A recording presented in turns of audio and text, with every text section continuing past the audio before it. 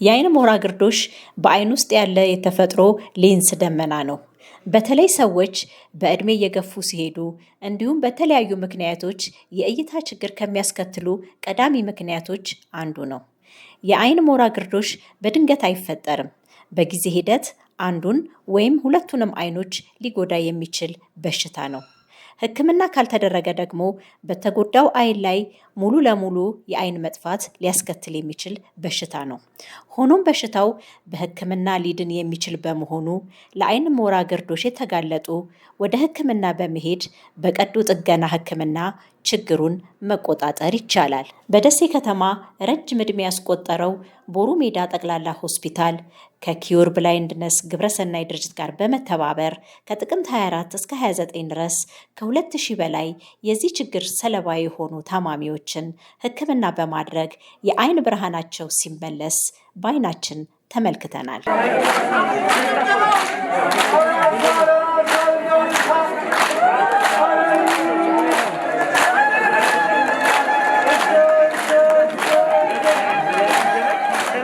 ከዋግምራ ብሔረሰብ ዞን ዝቋላ ወረዳ የመጡት ወይዘሮ ዘነቡ ፈንታይና ሌሎች ታካሚዎች በዚህ የአይን ሞራ ግርዶሽ ህመም ምክንያት አይናቸውን ጋርዷቸው እቤት ከመዋላቸው ባሻገር የደረሰባቸውን ጫና እንዲህ ይገልጻሉ።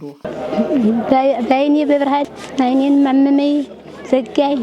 እንደጉማርቦ ጡራውርት ነው አይለይም። ጡራውርት ይወጋኛል። ልክ ነው አይም እንጂ አይለይም እንጂ ዝብሎ ዋክታ ነው።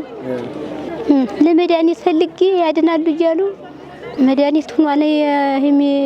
የሚታየው መብራቱ የሚቀባ ደግሞ ወደ 5 ወደ 6 ምችም ሆኖኛል። ዙሮ የጅሰልም ትንሽ ደህና ቆይ አይደለም አሁን ሀመመ ነው እንጂ ምንም አልሰራ ጌታ ያዋት መሰራለሁ እንጂ ሰርቼም በላ ነኝ እየሰራሁ ነበር። አዎ አርማለሁኝ አጭዳለሁኝ። አሁንማ ምን ልሰራ ቁጭ አይደል? እኔ አይን ህክምና በልጅነቴ አይነበረ እያደር ባሰብኝ። ግራዬን በጣም ያመኛል። እያደር ደግሞ ቀኝም ሄደብኝ። እድናለሁ ብዬ ነው የመጣሁት ቦሩ ሜዳ ማለት ነው። ገበሬ ስራ ነበር። አሁን እያደረ ባሰብኝ። ያው ደሴ እንደመጣሁኝ ምርመራ ምናምን ተደረገልኝ። ያው እንግዲህ ትድናለህ ብለውኛል። ፊትማ ገበሬም ነኝ፣ ቃልቻም ነኝ። ቁርአን ቀራ ነበር። አሁን ታምስት ዓመት ወዲህ ቁርአን መቅራት የለም፣ ከስብ መከሰብ የለም። ከልኩላይ በቤት ብዬ ነበር። አምና ተሐከምኩኝ። ሁላ ወሳለሁ ጥቂት በዚሁ። ይሄ ነው አምና የትኛይቱን ታከሙ? ይሄንን ግራዬን። እስቲ እሷን ታከሙ ምንድነው ያመጣልዎት? እስኪ ንገሩት። ደህና ሁኝ ያየሁኝ ደህና እንደ ልቤ ሄድ ያለሁኝ ቁርአን ባለቀራ እንደ ልቤ ሄድ ያለሁኝ። አሁን እሳ ደግሞ ዛሬ የመጡበት ለየትኛይቱ ነው? ለቀኝ አይኔ ለመተሐከም። እሷ አታይም ነበር? አታይም ዛሬ አታይም። ለአህላ ፊትማ እንደው ምን ቁርአን እንደ ልቤ ቀራለሁኝ፣ ከስባለሁኝ። የሚቀረኝ የለም ነበር። አሁን ቤት ተቀምጫለሁ። አሁን አይን ታዙኝ ዲያ 5 ዓመት ወዲህ ቤት ነው ተቀመጥኩት።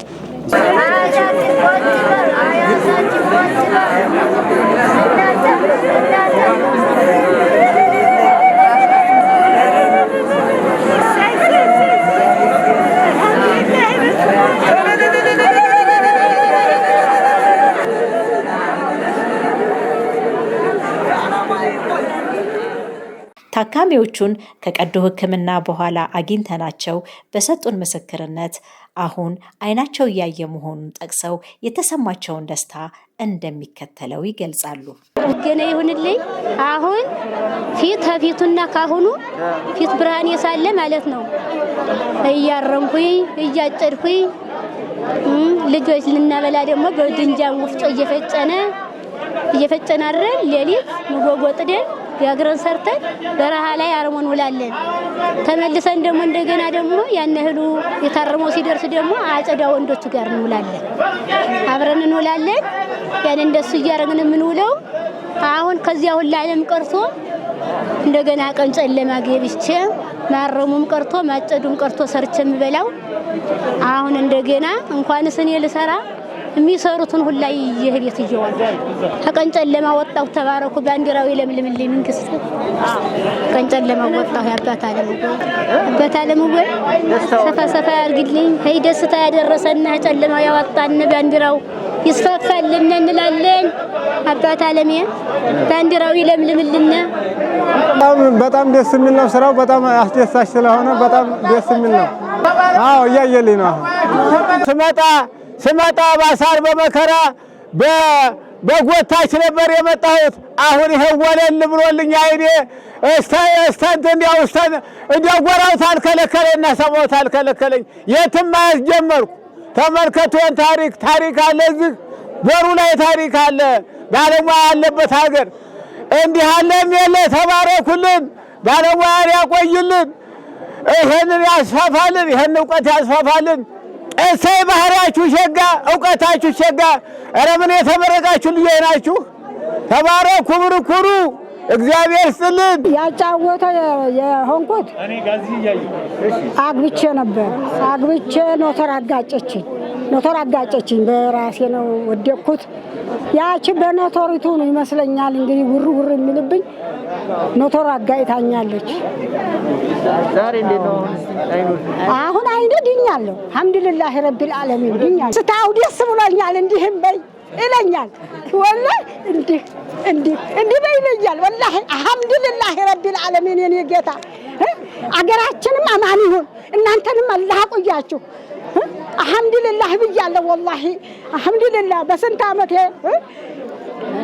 ምራቴ ምራት እንዲያዲ አንድ ሴት ልጅ ናት። እሷ ናት እዛኝ መጣ። 4 ወንድ ያለኝ ነበር እምቢ አሉኝ።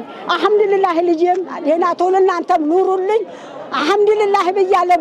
በቦሩ ሜዳ ጠቅላላ ሆስፒታል የአይን ሕክምና ባለሙያና አስተባባሪ የሆኑት አቶ እንዳልካቸው ያረጋል ከእድሜ መጨመር በተጨማሪ በተለያዩ ምክንያቶች የሚከሰተው የአይን ሞራ ግርዶሽ በሽታ በአሁኑ ወቅት በቦሩ ሜዳ ሆስፒታል በቀን ከ350 በላይ ሕክምና እየተሰጣቸው መሆኑን ይገልጻሉ።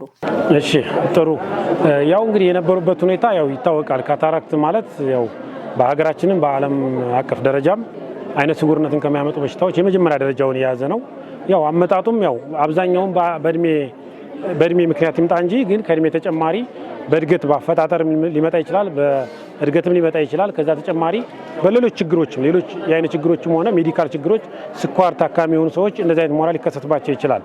ከዚህ በተጨማሪ ደግሞ በምት የሚመጣ ትራውማቲክ ካታራክት የምንለው በዚህ ሊመጣ ይችላል። ግን አሁን ችግሩን ስናየው የችግሩን መጠን ለማየት በተለይ ሁለት አይኖቻቸውን ሞራ የተዘጉ ሰዎች እኛ አይናችን ለ5 ደቂቃ ከደን አድርገን የችግሩን አስከፊነት ማወቅ እንችላለን። አሁን እነዚህ ታካሚዎች እየተመሩ እየተጎተቱ የመጡ ናቸው አብዛኛዎቹ። ስለዚህ አይን ሲደክም ሁሉም ጉልበትም ነገር ይደክማል። ስለዚህ አይተው መራመድ አይችሉም፣ አይተው መብላት አይችሉም፣ መስራት አይችሉም። አንደኛው እንግዲህ የዚህኛው የአይን ሞራ ችግር እድገትን ይቀንሳል። ባይዘወይ አሁን የአይን ሞራ ከተጋረደ ሰው ፕሮዳክቲቭ ወይም ሰርቶ ማልማት የሚችለው ህዝብ እንዳይሰራ ቁጭ ብሎ ይውላል ማለት ነው። እሱ ቁጭ ከማለቱን ባሻገር ደግሞ አስታማሚ እሱን ኬር የሚያደርግ የሚመራ፣ ሽንት ቤት የሚወስድ፣ ምግብ የሚያቀርብ ብዙ ሰዎችን አምራች የሆኑ ወጣቶችን ወይም ትምህርት ቤት መማር የሚችሉ ልጆችን እነሱን በመምራት አስከፊነቱን በዚህ መግለጽ እንችላለን። ምክንያቱም ብዙ ታካሚዎች እንደሚነግሩና የሚማረውን ልጃቸውን አቋርጠው እነሱን እንዲማራቸው ያደርጋሉ። ሰርቶ መለወጥ የሚችለውን ጎረምሳውን እነሱን ኬር እንዲያደርግ እዛው ቤታቸው ቁጭ ብሎ እነሱን ኬር ሲያደርግ እንደሚውል ከነሱ ተረድተናል። የበሽታው አስከፊነት እስከዚህ ድረስ ነው። አብዛኞቹ ታካሚዎች ሲገልጹት እንግዲህ አሁን ጧትም ሲገልጹ እንደማ ከድመት ጋር እየበላን ነው ያሉት። ምክንያቱም አይናቸው ስለታወረ ምግብ አቅርበውላቸው ዘወር ሲሉ ድመት አብሯቸው ሊበላ ይችላል። ሌላ ባዕድ ነገሮችንም ሊመገቡ ይችላሉ። እንግዲህ ከስራ ባሻገር የራሳቸውን ምግብ እንኳን አይተው መመገብ በጣም ትልቅ ነገር ነው። እንግዲህ ከእቅድ ደረጃ ስናቅድ ያው እኛ በጀት የተመደበልና የ1500 ቢሆን በ2000 ነው ያቀድነው። ድርጅቱ ደግሞ እኛ እስከምንሄድበት ድረስ ታካሚው እስከመጣ ድረስ በጀት እንደሚጨምርና ፍሌክሲብል እንደሚሆን ገልጾልናል። እኛ እንግዲህ 2000 እንሰራለን ብለን አቅደን ተነስተናል። እያንዳንዱ ወረዳዎች በስክሪኒንግ ጊዜ የመደብናቸው ቁጥሮች አሉ። 400 ለአንድ ቀን የቀጠርነው አለ፣ 350 የቀጠርነው አለ፣ 340 እንደዚህ እያደረግን በተዋረዱ የቀጠርናቸው አሉ። እስካሁን ድረስ በቀጠርነው በትክክል በፕሮግራሙ እየገባልን ነው ታካሚ ያለው። የመጀመሪያ ቀን ሲሆን ብዙ ነገሮችን አስተካክሎ የሚጀመርበት ቀን ስለሆነ 350 ያቀርነው 353 ሰርተናል። እኛ በእቅዳችን መሰረት እየተጓዝ ነው ብለን ነው የምናስበው። አዎ እንግዲህ አሁን ይሄኛው የባለሙያ አንጻር ሲታይ ቦሩ ሜዳ ሆስፒታል የሚሰጠው የአይን ሕክምና ሰርቪስ ካለው ባለሙያ ጋር የሚመጣጠን አይደለም፣ በፍጹም የሚገናኝ አይደለም። 24 ሰዓት እየሰራ ነው ይህን ስራ ውጤታማ እንዲሆን ያደረገው። ለምሳሌ አሁን 2017 አፈጻጸማችን ብናየው 41 ታካሚ ነው አገልግሎት 41900 ታካሚ ነው አገልግሎት ሰርቭ ያደረግነው በአንድ አመት ማለት ነው። ስለዚህ ደግሞ ያለን የአይን ፊዚሻን እና የአይን ስፔሻሊስት ደግሞ ውስን ናቸው 7 ነን። እንግዲህ በአይን ህክምና ደረጃም በስፔሻሊቲ ደረጃ አንድ ስፔሻሊቲ ነው ያለን። በሌላ በመደብ በመካከለኛ የአይን ህክምና 6 ባለሙያ ነው ይዘን ይሄን ሁሉ አፈጻጸም ያመጣ ነው። አሁን ወደፊት እንደ ክልልም እንደ ጤና ሚኒስቴርም ጥያቄያችንም ያቀረብን ነው።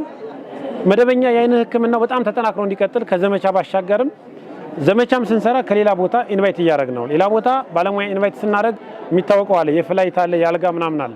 ስለዚህ ራሱን አስቻለ ካምፔንም ለማስሄድ መደበኛ ስራውንም በጥራት ባለው ሁኔታ ለማካሄድ የባለሙያ ምደባ እንደ ጤና ቢሮም ቢጨመርልን ጥሩ ነው። ከዚህም በላይ መስራት ይቻላል። እውነት ለመነጋገር የባለሙያውና የኢንፍራስትራክቸር የግንባታ ሁኔታ ትንሽ ውስንነት ኖሮ ነው ይሄ ሁሉ ታካሚ የሚስተናገደው። ሰፋ ያለ ግንባታ ቢኖር ብዙ ባለሙያ ቢኖር ከዚህ የተሻለ አገልግሎት እንሰጣለን ብዬ አስባለሁ። አመሰግናለሁ። በዚህ ዘመቻ የተሳተፉ የጤና ባለሙያዎች በስፔሻሊስት ሐኪም ደረጃ 9 የስፔሻሊስት ሐኪም እና 15 የአይን መካከለኛ የአይን ሐኪሞች 15 ሌላው ሰፖርቲቭ ስታፍ የምንላቸው ሐኪሙን የሚያግዙ ነርሶች የሰለጠኑ ነርሶች ጭምር በአጠቃላይ ወደ 100 ሰራተኛዎችን አሳትፈናል። ምክንያቱም ይሄ ታካሚ በአግባቡ በቶሎ አግኝቶ እንዲሄድ የሚደግፉ የሚያግዙ ምግብ የሚያቀርቡ ሁሉ ጨምሮ 100 ሰፖርቲቭ ስታፍም ቴክኒካል ባለሙያም አሳትፈን ነው እየሰራን ያለ ነው። ይሄ ዘመቻ በ24 ጀምረን እስከ 29 ነው እቅዳችን። የታካሚ ፍሰት የሚጨምር ካለ ፍሌክሲብል ነው የኛ እቅድ። እንደ እቅድ ከ29 እስከ 24 እስከ 29 ይሁን እንጂ ታካሚው ከጨመረ ኤክስቴንድ የምናደርግበት አጋጣሚ አለ።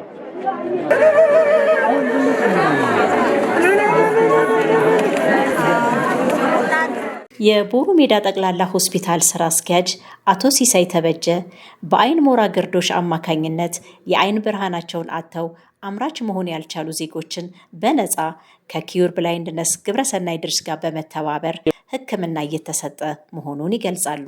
ይህ የኪዩር ብላይንድነስ ፕሮጀክት ጋር በመተባበር የግብረሰናይ ድርጅት ነው።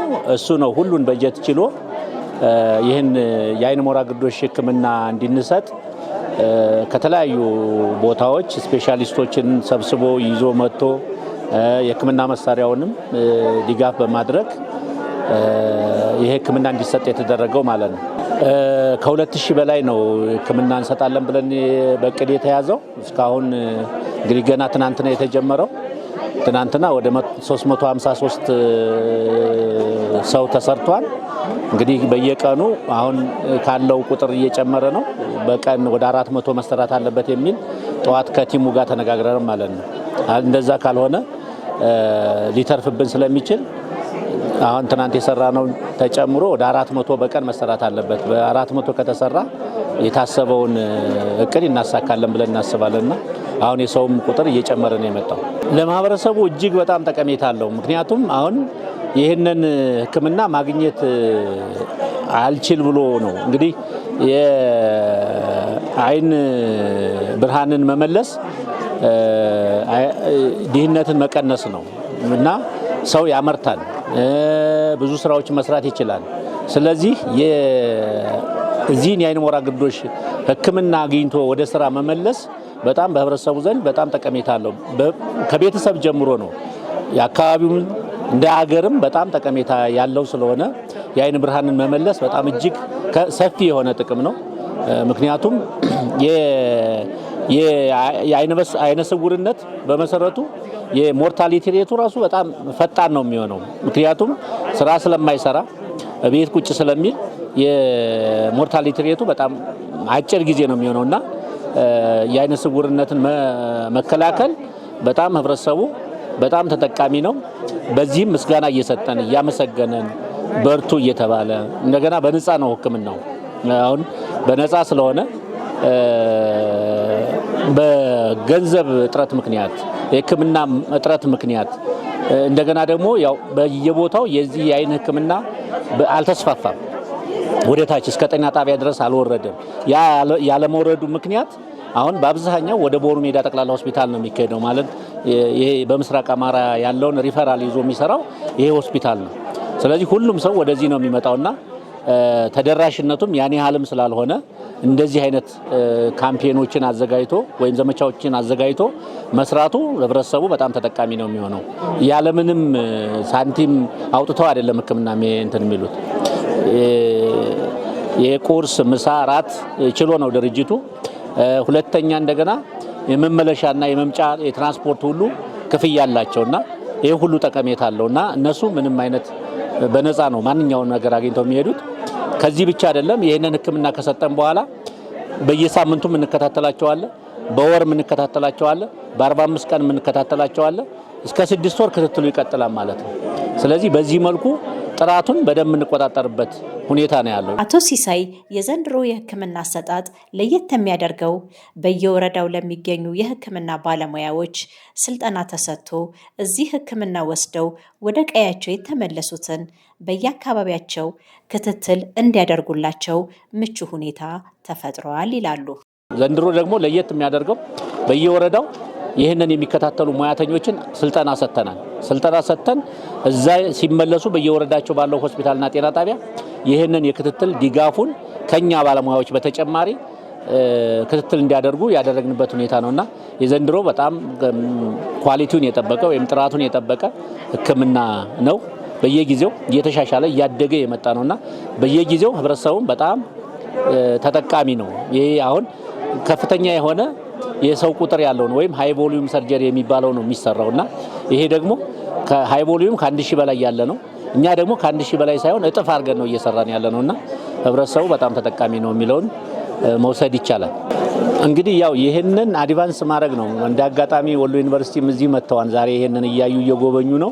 ከወሎ ዩኒቨርሲቲ ጋር ሆነን እንደ ጤና ሚኒስቴርም ጤና ቢሮም ይሄንን ወደ ተርሸሪ ኬር ነው ማደግ ያለበት። አሁን ካለው ፍሰት ጋር ወደ ተርሸሪ ኬር አድርጎ ህብረተሰቡን ተጠቃሚ ማድረግ አለበት እና በቅድ ይሄንን ይዘናል። ጤና ሚኒስቴርም ጤና ቢሮም ወሎ ዩኒቨርሲቲም ካለው ሙያተኛ ጋር የሙያተኛ ጥረቱን ይቀርፋን ብለን እናስባለን እና ወደዛ አድጎ አድቫንስድ የሆኑ ኬሮችን እንዲሰጥ ከኛ አልፎ ወደ አዲስ አበባ የሚሄዱ ሪፈራሎችንም የማስቀረት ስራ እንሰራለን። ብዙ ፓርትነሮችም እኛ ጋር እየመጡ ነው። በህክምና መሳሪያው መርዳት የሚችሉ በሰው ኃይል ስልጠና ሰብ ስፔሻሊስት ሁሉ የሚያሰለጥኑልን ድርጅቶች እየመጡ ነውና በቀጣይ እነዚህ እቅዶች የተካተቱበት ነው። ተቋሙም በጣም ያው ባይን የታወቀ ስለሆነ ይህንን ብራንዱን አስጠብቆና አሳድጎ መውሰድ እንደ ተቋም እቅድ ይዘናል። እንደ ቢሮም እንደ ጤና ቢሮም ይሄ እቅድ ነው ያለውና እቅዶቹን እናሳካለን ብለን እያሰብን ነው ያለነው። በመጨረሻም የአይን ሞራ ግርዶሽ የተለመደ ነገር ግን ሊታከምና ሊድን የሚችል የአይን ህመም መሆኑን በመገንዘብ ምልክቶቹን መረዳትና ከአካባቢ ጤና ተቋም የህክምና ምክር መጠየቅ ለአይን አስፈላጊውን እንክብካቤ በማድረግ ችግሩን መቋቋም እንደሚቻል በማስገንዘብ እኛ እዚህ ላይ አበቃን። ቸርን ሰንብት።